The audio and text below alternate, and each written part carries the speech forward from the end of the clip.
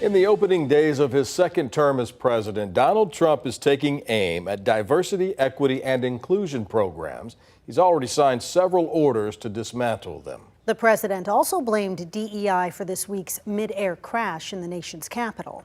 Now, here in Texas, Governor Greg Abbott is following the Trump administration's lead, signing directives and executive orders aimed at rejecting what he calls radical sexual orientation and gender identity ideologies. KVUE's Daniel Perot is live at the Capitol tonight with reaction to the governor's orders and directives. Daniel. Brian and Quita, good evening. Some of this not necessarily new, but certainly performative by state leaders to show the White House they are standing in lockstep. While it is celebrated by some of the governor's allies and supporters, advocacy groups say they worry it will deepen inequities and further marginalize certain groups.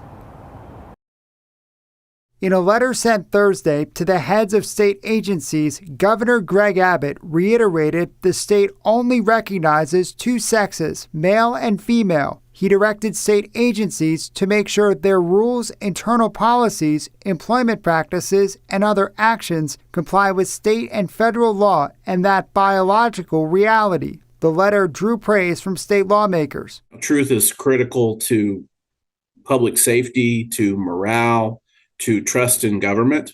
And conservative group Texas Values. We're going to make the heads of agencies and the agencies themselves are going to make decisions based upon biology and science. The letter yesterday wasn't a shock.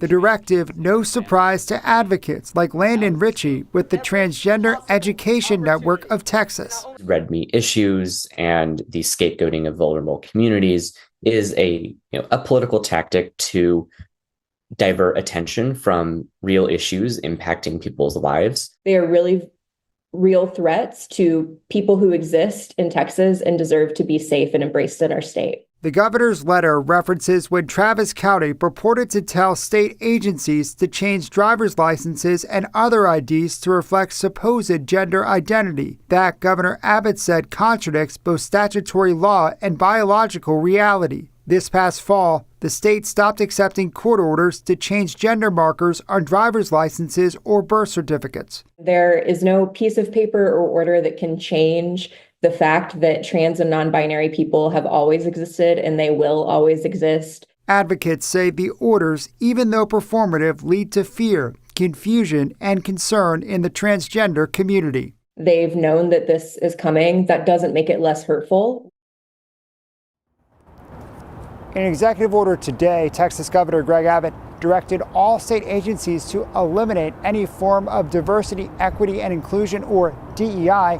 In 2023, state lawmakers passed a bill banning DEI programs and initiatives on the campuses of public universities. Now the governor has indicated he wants to expand that to K-12 public schools.